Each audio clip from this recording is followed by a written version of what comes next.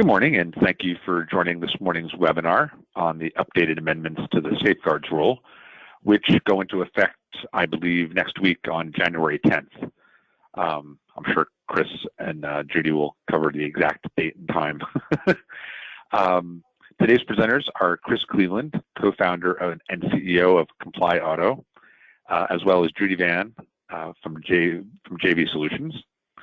This webinar today will cover what the amendments to the Safeguards Rule mean for dealerships, as well as action items to reinforce both the dealership's data protection and cybersecurity protocols. Before we begin, just a few housekeeping details. On the right-hand side of your screen is a control panel. I'd like to take particular note of the questions tab.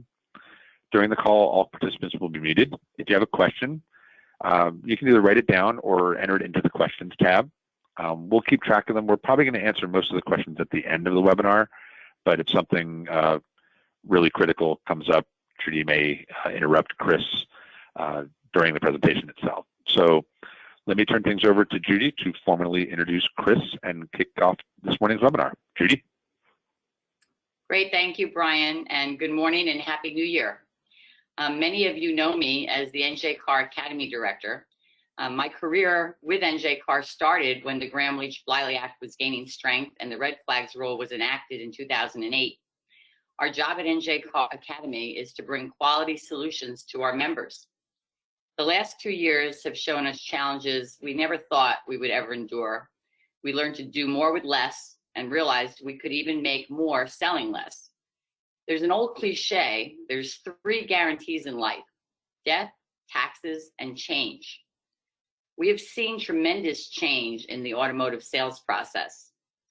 The remote internet digital sales process opened up a new way of selling and created new exposure to the way we collect and create the non-public information we use every day. Unfortunately, the tremendous burden of compliance has become a full-time job. And back in 2003, many of you probably purchased your Red Flags policy binder. Some of you updated it from time to time, some parked it on a shelf, and some may not have even looked at it for a very long time. Whatever situation your dealership is in, you're definitely going to have to make some significant changes this year. In December, the New Jersey Acting Attorney General Andrew Bruck announced that its Division of Consumer Affairs had reached a $425,000 settlement with 3 New Jersey-based providers of cancer care over alleged failures to adequately safeguard patient data. As reported yesterday in the business section of the Post, Morgan Stanley agreed to pay $60 million to settle a lawsuit by customers who said the Wall Street Bank exposed their personal data when it twice failed to properly retire some of its older information technology. The FTC specifically names automobile dealers as non-banking financial institutions. The revised GLB Safeguards Rule is extensive and imposes a series of new technical and administrative requirements on dealers. For all of us who remember the Jetsons, we've embarked on that world and more.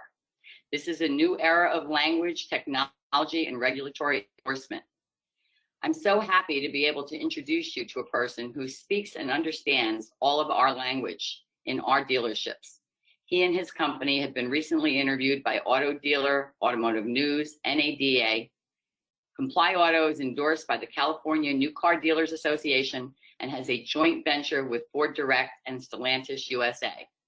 It's my pleasure to introduce Chris Cleveland, co-founder and CEO of Comply Auto, and he will tell us a little bit more about himself and give us a lot of insight as to what these changes are that we have to look forward to this year. So with that, I'm going to turn it over to Chris Cleveland. Thank you, Judy. And thank you to NJ Carr for sponsoring this webinar. I'm happy to be here and talk to you all about the new revised Safeguards Rule.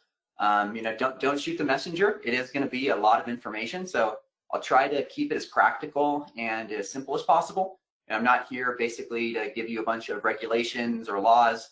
I'm going to try to keep this very practical from a dealership perspective and what you can actually do starting today to try to achieve compliance with these rules, which many of them go into effect on January 10th. Like Judy said, so some of these rules do have a delayed enforcement provision. So while a lot of the rules do go into effect on the 10th, Some of the more technical provisions, which I'll make sure I note during the presentation, you have until December of 2022 to complete. So not everything needs to be done by next week, which you'll see some of that would literally be impossible. So a little bit about me and the company. I won't bore you with all the details. I know that's not why you're here, so I'll keep it really brief. But my name is Chris Cleveland. I'm the co-founder and CEO of Comply Auto, which is a dealership software company that helps automate a lot of the things that we're talking about today. But I'm not here to sell, do a sales pitch on my company. I'm here to make this informational. And I'm also the compliance director at Galpin Motors Auto Group in Southern California. For those of you that don't know Galpin, our crown jewels, our Ford store. We were #1 Ford dealer in the world for about 30 years. I think top 10 nationally in all of our brands. We've got about 13 stores in California, about 1,000 plus employees, and been around since 1946. So that's kind of where all my dealership experience comes from. I was a compliance director and oversaw legal there for about a decade. And I'm still doing that, obviously with Comply Auto in the company. I am splitting my time a lot, so more on the Comply Auto side, but I really act still as a consultant for Galpin and was responsible for implementing our privacy and information security program there. We're actually using the software at our own stores. And my co-founders over here on the left, you'll see are also dealers. So John McCallan has been a dealership attorney and operator and owner of Raceway Ford, Kearney Mesa Ford, and Kia in Southern California for about 45 years. And so, and then my co-founder Shane was general counsel for his dad's stores, John, as well. So we call ourselves by dealers for dealers because we originally built the software for our own dealership groups to solve a lot of the problems we're going to be talking about on this call. And so we kind of were created organically and then began offering our services to dealerships across the country. Also, our general counsel, Hal Wynn, spent his entire legal career in automotive as well, and even was an attorney for the CNCDA, the California Association, and was a senior manager of legal affairs at KPA. I'm sure many of you know KPA is a large compliance company as well. So again, just a brief background on who we are and what we do, but really all of us have spent our entire legal careers in automotive working at dealerships. So also, I'm sure you're used to seeing this, but got to give the legal disclaimer here that this presentation is really meant just as a compliance aid and is not meant to be legal advice. I'm not your attorneys. We can't act as a law firm. We're not a law firm. So if any of this material, if you need assistance, please contact competent legal counsel. So let's talk about a little bit of background on the revised safeguards rule. So I'm sure most of you have heard of the safeguards rule. As Judy mentioned, it's been around since 2002. It went into effect in 2003 and hasn't been revised until just recently. So the FTC on October 27th announced the final rule, the revised safeguards rule. Now for context, the prior safeguards rule was, when they issued it, it was about 2 pages of text. All right, compare that now. The publication the FTC just released was 145 pages. So you can imagine a lot has changed, right? Went from 2 pages to 145. And so there's a lot of new technical and administrative requirements. Now, why did the FTC do this? For exactly the reasons Judy was talking about. There's been a lot of data breaches lately, right? I mean, it seems like every day you wake up, including today, there's just the one Judy mentioned, but it seems like there's always the newest ransomware attack, the newest data breach, personal information being compromised. I mean, I'm sure a lot of you remember the Experian and Equifax hack where hundreds of millions of records were compromised. And this was the FTC's way of saying, we've got to revise a lot of these cybersecurity rules that were traditionally very broad and vague and weren't really prescriptive. And now they're requiring businesses, financial institutions, including dealerships, to implement a lot of these technical requirements to help mitigate the risk of a data breach and identity theft, because it's such a huge problem in the US right now and across the world, really. And so that's really what these rules were meant to achieve. It's mainly a cybersecurity law. It's less so a privacy regulation. It's more of cybersecurity rules is really the majority of the changes that were made to make sure that dealerships are protecting personal information, or NPI, non-public personal information, from security incidents. And so that's another important point. Everything we're going to be talking about in this presentation and the law itself only applies to what they call non-public personal information, which is NPI. Now, I'm not going to get into a whole legal discussion on what constitutes NPI. I'm sure you've all heard that before. But really what it means is any information derived from a financial transaction, right? So even the fact that somebody leased or financed their vehicle is NPI, right? And there's all sorts of gray area in that. I'm happy to answer questions, but really it's anything related to a lease or finance transaction or anything derived from that is what's going to be considered NPI. All right, but somebody who solely services a car at your dealership, really that's not going to be covered under the safeguards rule. However, for practical reasons, you may want to treat it as if it's covered under the safeguards rule, because as many of you know, it can get pretty dicey and difficult to kind of parse out that info in your systems, particularly your DMS. Like, do you necessarily know whether the information on a service customer was derived from the original financial transaction, or was it just because they walked, they never even bought a car from you before? You don't really want to have to get into that analysis and trying to parse that out for practical reasons. So it's usually best to err on the side of caution and treat all information as if it's protected under the safeguards rule. So again, the FTC does name auto dealerships specifically in the new law's definition of a non-banking financial institution. So dealerships are covered under the new rule. Unfortunately, there's really no gray area there. And as Judy mentioned, there are a lot of new technical and administrative requirements. Now, dealers have to meet compliance with these regulations, again, starting January 10th, 2022. And the new penalties as of 2021 are $43,792 per violation from the FTC. So pretty substantial penalties for non-compliance. And that's per violation. Now, that amount will increase due to inflation in 2022. It increases every year, so we'll probably see that number go up. So the way I kind of structured this presentation is I'm literally just going to go one by one into each of the new requirements that apply to dealerships and talk about what that entails and how give you some practical tips on how dealerships can implement these things. And so on the top left, you'll kind of see the applicable law that I've cited to on each of these slides. And that's taken right from the regulations. So one of the first new requirements is now you're going to have to implement 4 written policies. So the first is the information security program. That's always been the law. Most of you probably already have an information security program that you've drafted quite some time ago, back in 2003 when the law was first enacted. However, that program is going to need to be updated irrespective of whether you have one, because a lot of these laws have changed. And so the first thing is going to be to revise that information security program in accordance with the new regulations. The second thing is an incident response plan. That's brand new. And the regulations specify exactly what must be included in that plan. For example, delegation of responsibilities, the purpose and goals of the incident response plan, how you're going to respond to a data breach, things like that. And that should probably, there's a little bit of overlap there because New Jersey has its own data breach reporting requirements. And so you're going to want to make sure that it incorporates that as well. And then you have a data retention plan that has to be formally documented. This is important because the reason the rule requires this is because they want to make sure that dealerships are deleting data or destroying data when it's no longer necessary for a legal or business purpose. That's now the law. So a lot of dealerships traditionally would hold on to information just kind of indefinitely, right? For example, deal jackets, a lot of the time it's recommended 7 years, 10 years that you keep deal files, service records in maybe 3 to 5 years, right? But some dealerships are just like, you know what, I'm going to be better safe than sorry. I'm just going to keep it forever. And there's certainly a lot of people who do that, and there's no really process for destroying it after they no longer need it.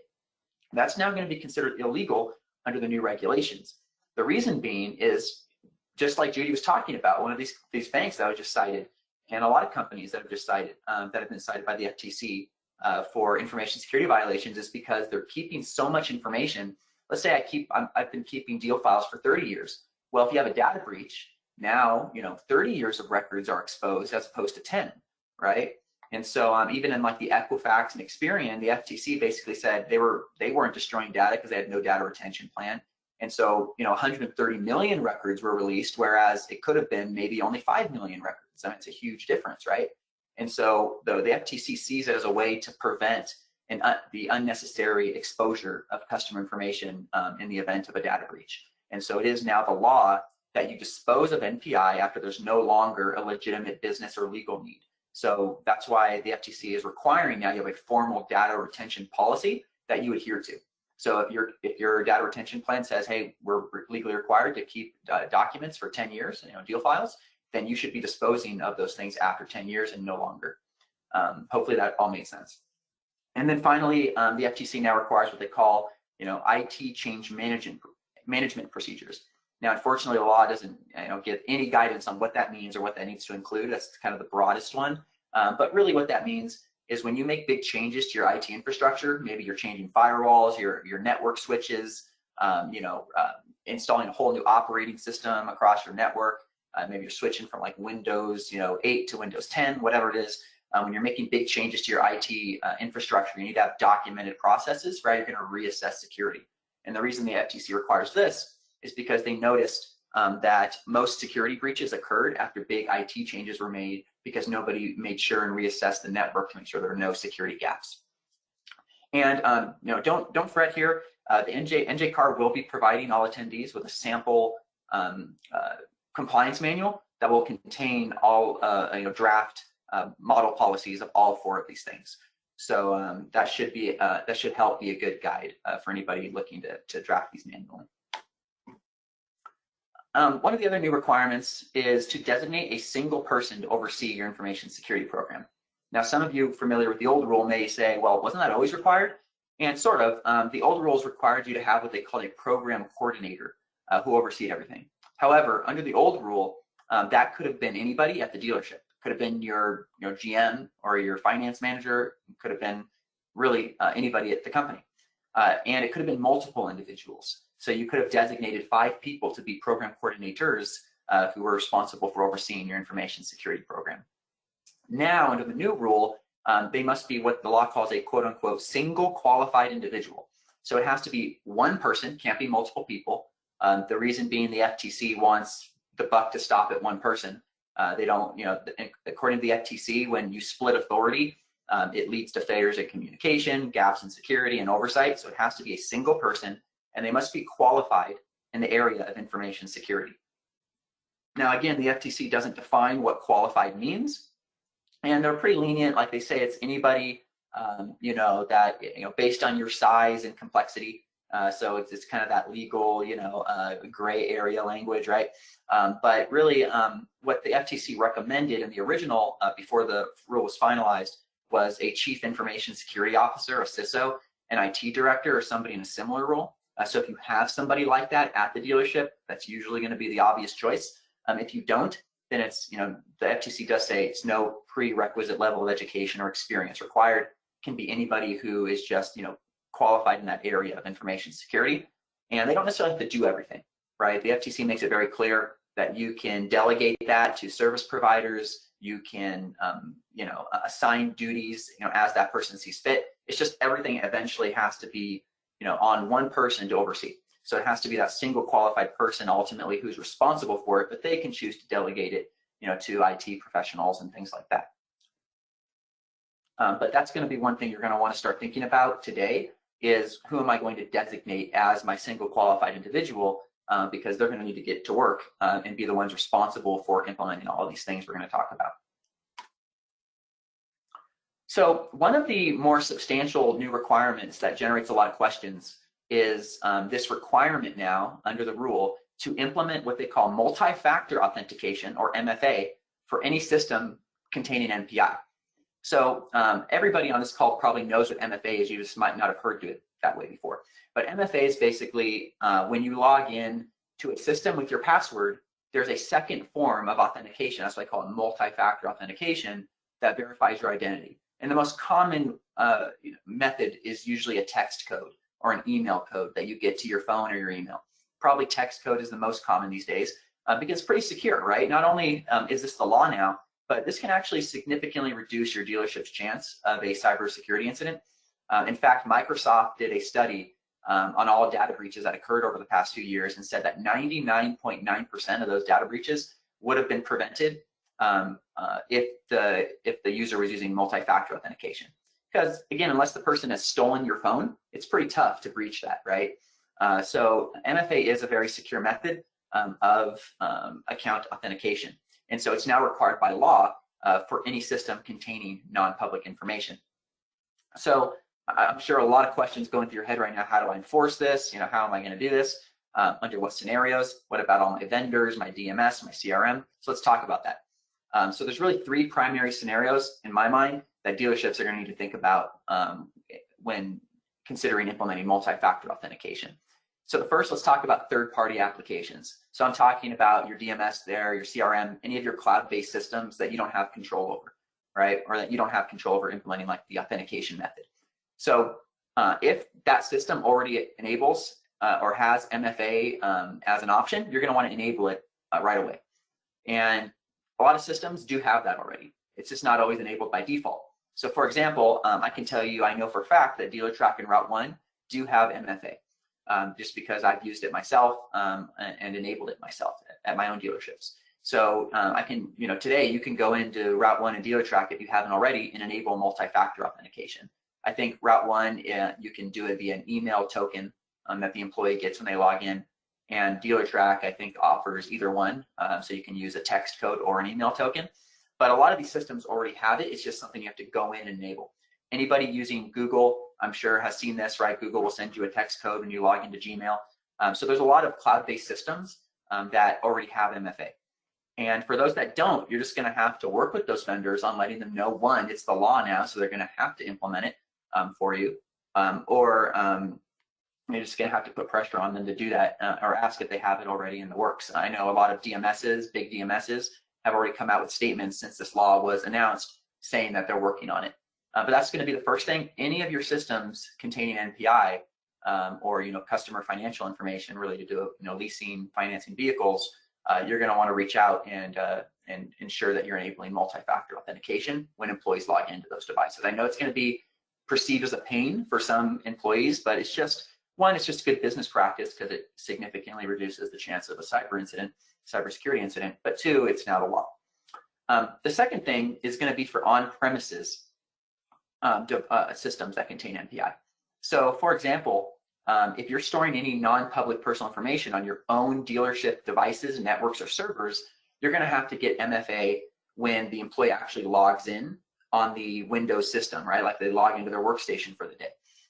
So, for example, if your dealership has a self-hosted DMS, or what they call a lot of times an on-premises DMS as opposed to the cloud, I would strongly consider implementing MFA across your own network.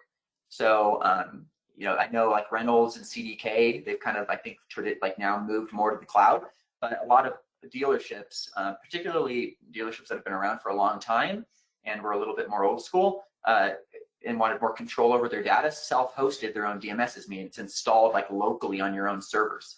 If that's the case, you're obviously storing your own NPI, and you're going to be the ones responsible for implementing MFA on your own, like when the employee logs in the day, at the beginning of the day on their Windows machine. Same thing for a lot of dealerships do this with their electronic document retention program. So if you're scanning deal jackets, again, some dealerships self-host those things on their own servers at their dealership. Same thing, you're going to want to consider MFA then, because their access to the NPI, not via the cloud when it's like on a browser, but right when they log in for the day, and it needs to be protected as well. And then finally, cloud computing and email clients. 365, Microsoft 365, Outlook, Google, Gmail, all natively support MFA, so that's a feature you can enable. You'd want to do that immediately because whether we like to admit it or not, we all know that NPI is commonly transmitted via email. It's not always a great way to do things, but that's just reality. You're never going to, in my opinion, get salespeople to stop doing that. They're going to text people or have them text or email a driver's license. And so you're going to want to make sure you implement MFA on your email client, as well as your cloud computing system. Like if you're using Microsoft Active Directory or Microsoft Azure or Google Workspace, same thing. You usually have to enable MFA settings. So those are really the three scenarios I would start thinking about today on getting MFA enabled. Now, this is one of the requirements you have until December of 2022, December 9th, specifically 2022, to comply with this requirement, because the FTC recognized with COVID and all that going on that it will take some time, but this doesn't happen overnight, right? So you have to start thinking about that today. Another one of the new requirements is encrypting data at rest and in transit. So again, some of these really new technical requirements that never existed before under the old rule. And just for those non-technical people on the call, if you're not familiar with encryption, put very simply, it is just the process of taking data and transforming it into an unreadable form, hashing it, encrypting it so that if somebody steals it, it's all, just code, right? It can't be decrypted without a key, for example. And the revised safeguards rule now requires that NPI be encrypted while in transit, meaning while it's being sent over email or, for example, uploaded somewhere, for example, to a DMS, and at rest, which means while it's just kind of sitting there, right? While it's being stored, for example, on a computer hard drive in a file folder somewhere. And again, I've tried to parse out from a practical standpoint the 3 areas that I think dealerships should start thinking about in this context, how they're going to encrypt data. And the first is going to be on your own devices and systems. So for example, your actual computer hard drives, right? Your desktop computers, your, the actual devices at your dealership, any laptops or tablets that you give to employees to take home, mobile devices, things like that. You're going to want to consider encrypting the hard drives of those devices. Now, down here, I have a technology tip, and this is really more for IT, your dealership IT people, but you should strongly consider enabling BitLocker. Most dealerships, in fact, probably the vast majority, use Microsoft, right? We're not using Macs usually at a dealership environment, but Microsoft has something called BitLocker, which is a free built-in mechanism for encryption, and it can be enabled pretty easily. So, for large dealerships that have, thousands of devices, it may be a little tougher and time-consuming, but it can be done. We've done it at my dealerships, and I would highly recommend it. It is basically, again, Microsoft's free built-in mechanism to encrypt data on hard drives. And so I would strongly consider doing that for your dealership devices. The second is email clients. So this is kind of basic stuff that hopefully every dealership's doing already, but it's good to confirm that all of your emails are being sent using an encryption method such as TLS encryption. So that's usually just a setting that your email administrator or IT director can go in and enable and make sure that TLS is being used for all emails that are sent. So that helps meet the data in transit requirement to make sure that when you're sending out emails, they're encrypted, at least on your end. And then finally, dealership websites. So you don't really need to worry about this too much if you're using, dealer.com, Dealer Inspire, Syncro, Giselle, Dealer On, whatever, right? All these big dealership providers, they're all doing that for you. They all have SSL certificates by default. However, what I've seen in my experience is a lot of dealerships that maintain their own websites. So maybe it's like the IT person, or it's just like, somebody who's technically savvy at the dealership that is hosting their own website. It doesn't have an SSL certificate. And that's a problem, especially if you're collecting information on that site, maybe like a credit application or a contact form. You definitely want to make sure you have an SSL certificate. It's easy to tell that because when you go to the website, it will show HTTP with the, usually like a little unlock, like they won't have a little lock next to it. I'm sure you've all seen this when you go to websites. Sometimes Google will even alert you and say something like, hey, this site isn't secure. But you want to make sure it's HTTPS. That's kind of just basic, security. And not only is that good practice, but Google now is pretty strict, and it will actually, you won't be ranked in the search engines very well at all if you're not using HTTPS because it's considered non-secure. All right. Let's talk about the new service provider requirements. So the FTC has always required this. It's just changed a little bit under the new law. But those of you that tried implementing this before probably remember under the 2003 rule that the FTC required that you get what they called, GLBA service provider addenda assigned on all your vendors who collect NPI. And that's basically a contract that your vendors have to sign that says, one, they're not going to use the data for any purpose outside the scope of your services, and two, they are going to protect your data, with reasonable technical administrative safeguards, right? And that's pretty much the same. That law has just been kind of reinforced. The definition of service provider has changed a little bit, and there's new requirements, like, for example, this MFA stuff in encryption. So you're probably going to want to update your contracts with that language. Again, NJCAR will, in that compliance manual that will be sent to all attendees, that will contain a sample GLBA service provider addendum that you can send out to your vendors. And again, I always get the question, who needs to sign this? Any vendor who collects NPI.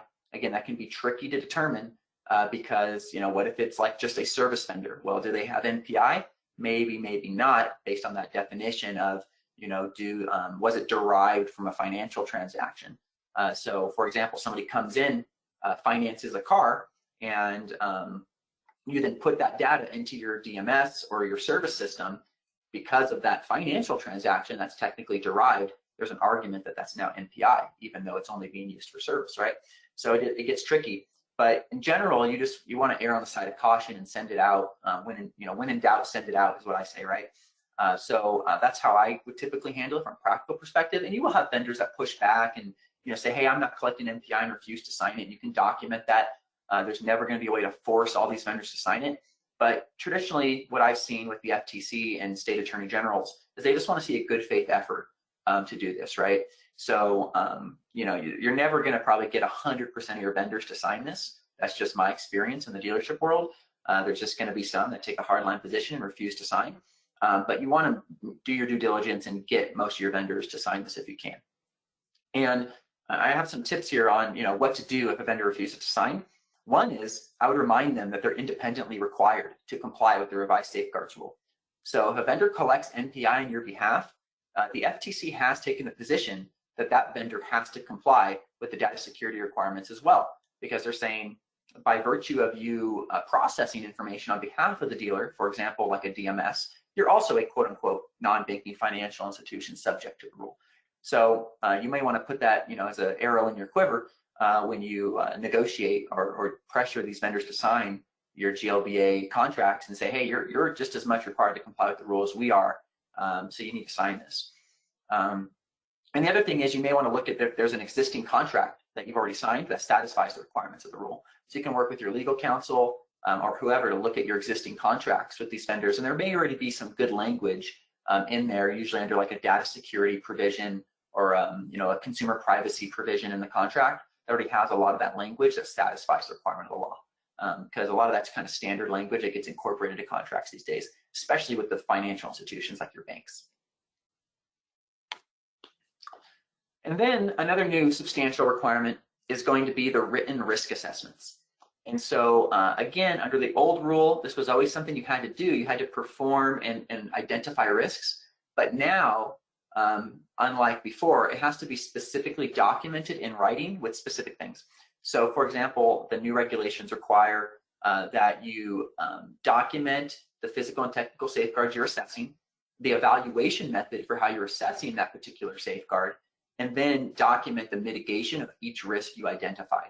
And I put a little infographic over here that kind of illustrates this more simply. And really, step one is, again, identifying the risks and assessing your adherence to the different safeguards under the new law. For example, if we talked about multi-factor authentication, that would be one risk that you would identify. Am I currently implementing MFA or multi-factor on all my systems containing NPI? So you document that. And then you would document how you're going to evaluate that. Well, easy. I'm just going to identify each system that I have access to with NPI and determine whether MFA is enabled.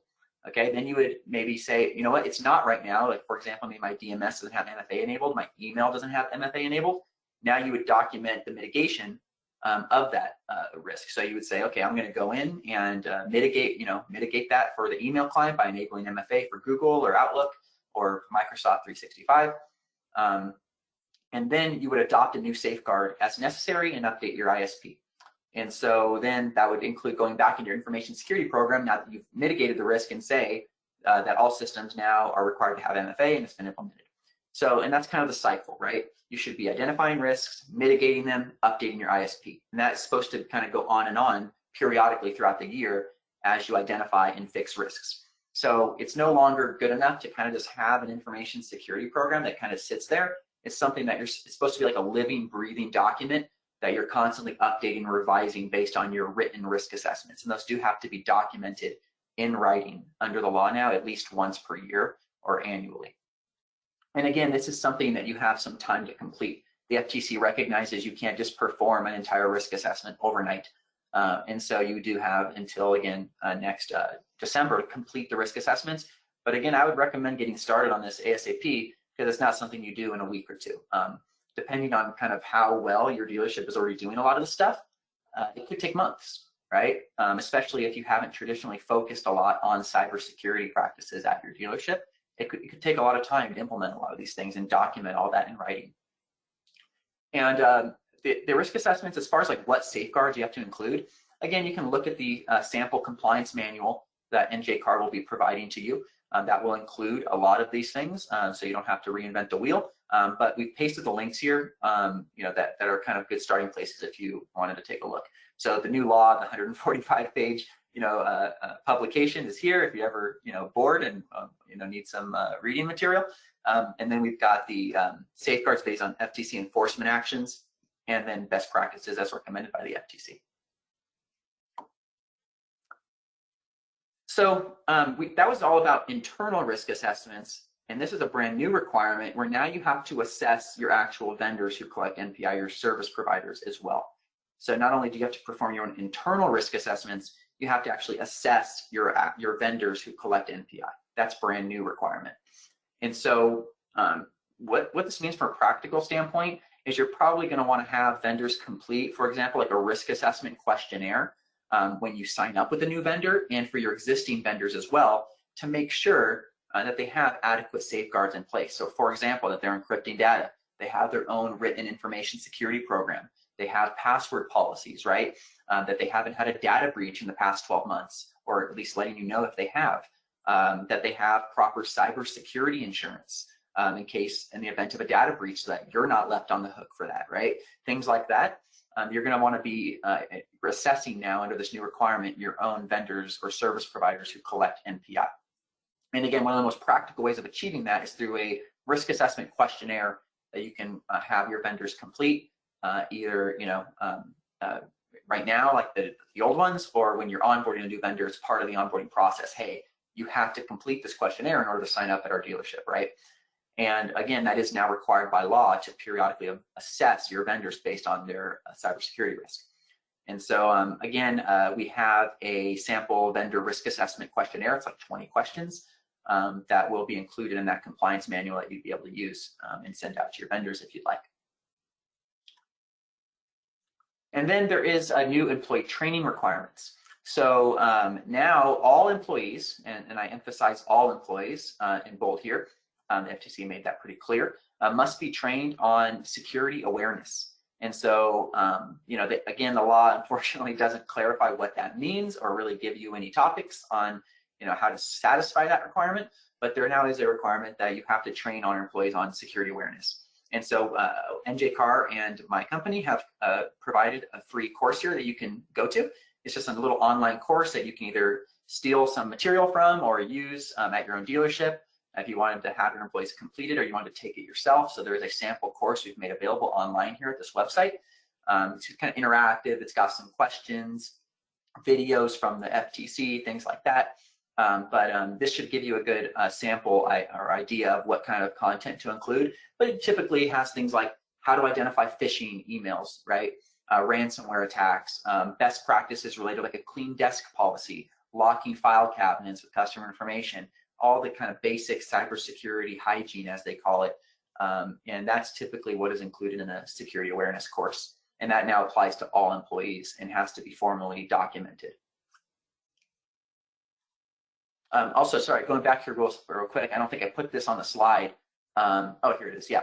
So there are also information security personnel. So if you have IT people at your dealership, IT directors, security personnel, CISOs, whatever, chief information security officers, they need to be kept abreast of knowledge of changing information security threats and countermeasures. So those people have to take special training, kind of think of it as like continuous education to stay on top of the newest threats.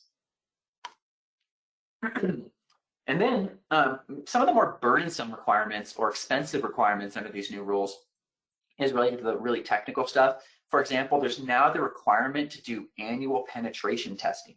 So again, for the non-technical people on this call, you may have not heard of this term before, but what a penetration test is just a test in which like an ethical hacker or a evaluator mimics real-world attacks and tries to circumvent your own IT infrastructure system.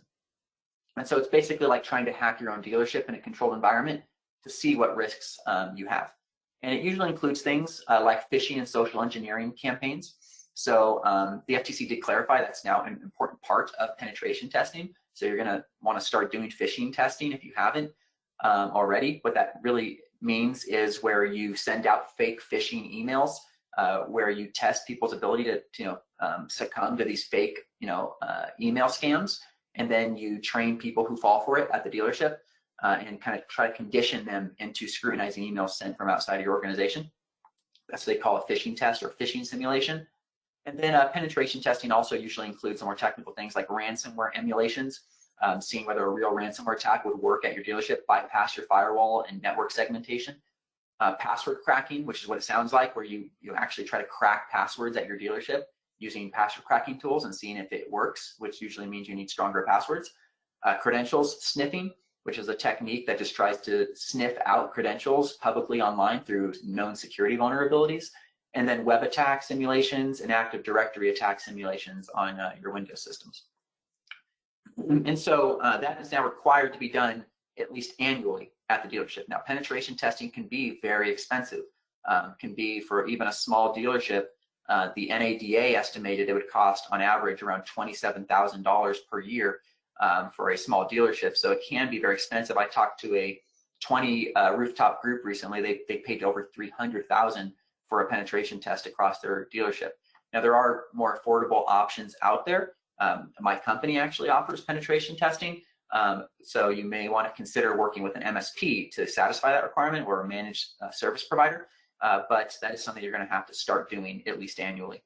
So you might want to start exploring firms that offer that if you're not doing it already. And most smaller dealerships are not doing penetration testing today. Typically, it's only something larger groups have done. And then by the same token, kind of goes hand in hand with penetration testing, is the biannual vulnerability assessment. So penetration testing is once per year, and vulnerability assessments is every 6 months. And so a vulnerability assessment is very similar to a penetration test, but really what it is it's more like an automated scan, which is why they made it every 6 months, because it can be done a lot more automated. And that's where you basically run a scan against your entire IT network on all installed software and operating systems, and you look for publicly known security vulnerabilities, things that are known to be widely used, exploitations and hacks, right? And it runs an automated scan across your whole network and looks for those vulnerabilities. Now, there are free tools out there that can do this. And the FTC actually, even in the publication, endorsed or mentioned OpenVAS, which is a very popular free vulnerability scanning tool that can be used to help satisfy this requirement. And my opinion is like, hey, if the FTC says it's good enough, like why not use it? So it may be, in my opinion, it's a good one to consider because specifically mentioned by the FTC. So the link's right here, openvas.org. And again, it's a free open source vulnerability scanning tool. It's very popular, widely known. Some of you may have heard of Nmap. That's another very popular one, not mentioned by the FTC, but very similar. And the only thing I'll note here is that these things aren't very user-friendly. So it's not like anybody can just go on here and be like, yeah, I'm going to run a vulnerability scan, right? It's very technical and it can be a difficult setup. So if you don't have IT personnel, you're going to want to consider working with an IT company to help install and run these tools for you. It's not necessarily something that anybody can just run, unfortunately. But it is free and it can be done for a reasonable cost if you hire an IT firm to do it. And that pretty much sums up all of the rules. I have some other requirements on here that are just probably a little outside of scope of this webinar that have to be done, but I just didn't want to spend too much time on it because I want to save time for questions. But some of the other requirements are going to be, one is performing a data and systems inventory. So the FTC has said you can't really assess your overall security at your dealership without knowing where all your data is, all the devices that store that data, and the systems that process it for you.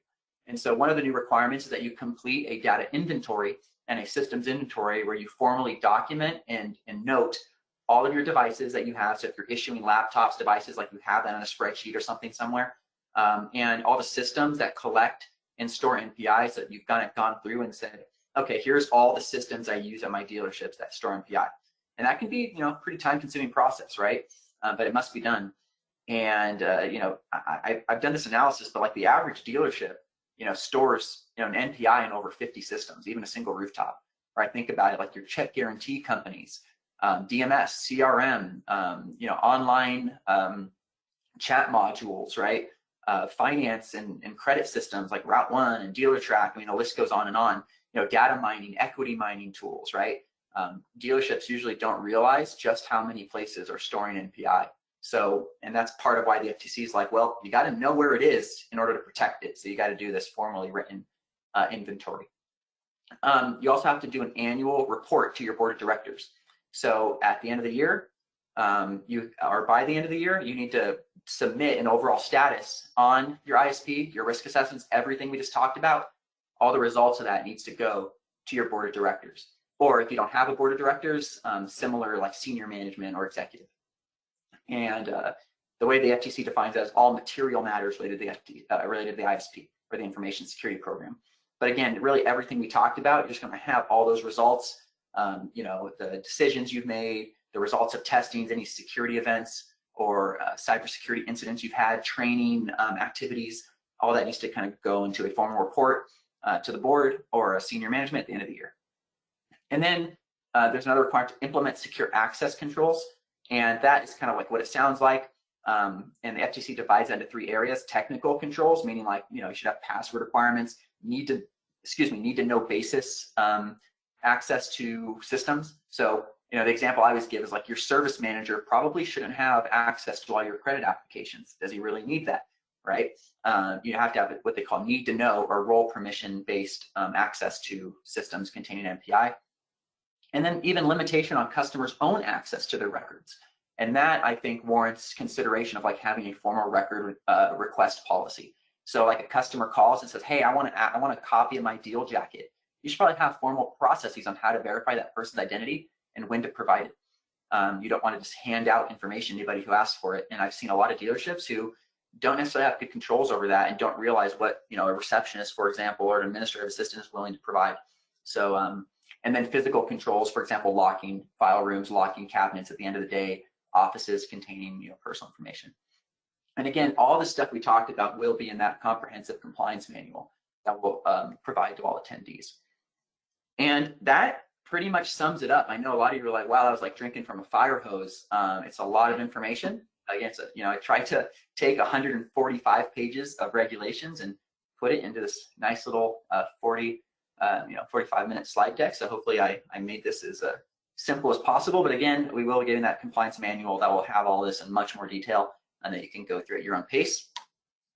And then I tried to keep this very informational. I don't want to turn it into a sales pitch, but I will do one little shameless plug for my company here. And that is, we're called Comply Auto. And if you're interested in, automating the complexities of everything we just talked about and, having everything in one nice little bundle, we do offer a full suite of tools, one-stop shop for all the stuff that will, make your lives a lot easier, help you get back to selling cars and let us do all the heavy lifting. We have a software that's automated a lot of these requirements and can really help ease the burden and cost of doing this. For example, the NADA under testimony estimated it would cost dealerships $276,000 to comply with this law, which is crazy. We can do it at a tiny fraction of that cost. Our pricing is public. You can go to our website here. And even if you don't want to sign up, just feel free to contact me. Again, I live and breathe compliance at my own dealerships and at my company. So my personal phone number and email is here. Even if you don't want to use our software, just feel free to give me a call. I'm always happy to help answer any questions you have. With that, I will open it up to questions. I believe Brian or Judy has been taking questions, or feel free to put them in the chat, and I'm happy to stay on for the remainder of this webinar and answer any questions anybody has. Great, thank you so much, Chris. I actually, one question that always comes to mind, because you were talking about the MFA and we were talking about devices in the dealership. How do you control the information that's sitting in the salesperson's cell phone? We talked a little bit about text and messaging and email. And then if they're going to receive an MFA verification on their cell phone, then I guess you can't limit their cell phone use. So I guess it's kind of a twofold question there. Yeah. So that's there's a lot in that question there. But I guess the first part I'll answer is, how do you, from the standpoint of people storing customer information on their phone, first of all, you should probably have a practice or a policy against that at your dealership. Never a good idea to allow employees to be retaining NPI on their personal cell phones. You shouldn't be allowing customers to text personal information or ask for information via text. Like the traditional, hey, text me a copy of your social security number. I need that for a bank stip. Or text me a copy of your driver's license. You should have policies against that. And you should be using some sort of system that allows you to send that or upload that information securely. I'm sure all of you in their personal lives have had this with, medical institutions, your doctors, your hospitals, right? They don't text you personal, like you have to go to an app. It's like in a secure portal where you get a password or something. That's kind of what you should be doing as well. You shouldn't be allowing it via personal phone. So you have a policy against that. I know a lot of you are thinking, let's just never real life, and you're not going to be able to prevent that, but you at least need to have a formal policy that limits that.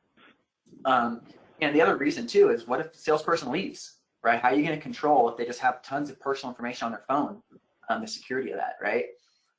So one alternative is, company phones, obviously.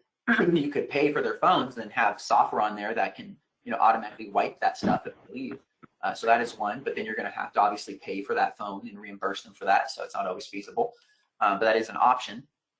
And then to the second question, Judy, on like an MFA code that gets sent to their phone, I try not to get, I'm not an employment attorney. Employment law is not my expertise. But I will say, like, I know in California, that's a big issue, because if you require like the employee log in via MFA on their personal phones and you're not reimbursing them for that phone, there is a legal argument there that violates the law, because they need to be reasonably reimbursed when they're required to use a personal device for work-related purposes. I'm not familiar enough with employment law in New Jersey to comment on that, so I highly recommend you talk to legal counsel, employment counsel, on the risks associated with requiring MFA via phone. But there are alternatives to that, right? You can do an email token. There's RFID devices. I'm sure you've seen those, where like you can carry around a little tiny device and it gets like a code on it. It's kind of old school, but it can be a very secure method. So there are other ways of MFA that don't involve like making them use their personal phones. Does that answer the question? Yes, very good. Brian, do we have any other questions that have come in from any of our attendees? Yes, two actually. One is about the presentation itself. A recording of today's webinar, as well as the slides and the compliance manual that Chris mentioned, are going to be posted on the NJCAR website later today. Once I've converted everything, got everything up there, I will email all the registrants with a link directly to the page that will have an embedded video of the webinar, the slides, and the manual that Chris has mentioned several times. Basically, in case you missed any part of this presentation, or there's others in your dealership that you feel need the information provided, everyone will have the link. So that's the first question that we had here. The second one is more specific for Chris. Can you clarify encryption of records in transit? Yeah. So what that means is, when you're sending data, it needs to be encrypted while it's being sent, so it can't be intercepted by hackers, for example. And what I think from a practical standpoint, like the two things you should worry about the most on encryption in transit, I think would be, one, email, which is the most obvious. And like I mentioned, that's pretty simple. That just means going to your email client and making sure that that's been set up properly, like the settings for encryption have been enabled. Typically, that's something called TLS, is what the most modern standard is for that. And so you're going to want to make sure that TLS, which is a method of encryption for email being sent, is enabled, so that when you as a dealership are sending out an email, for example, to a customer or anybody else, it's being encrypted while it's being sent. You can't really control whether it's encrypted on the other side. For example, if somebody's using like a personal Yahoo account and doesn't have that set up, like, it's not going to be encrypted once it gets there, but you're responsible for making sure while it's in transit, while you're sending it, it's being encrypted. And that can typically be done or confirmed in your email settings, usually enabled by default, but it's good to check. And then the other kind of in transit, method would be just when you're sending info out to people, right?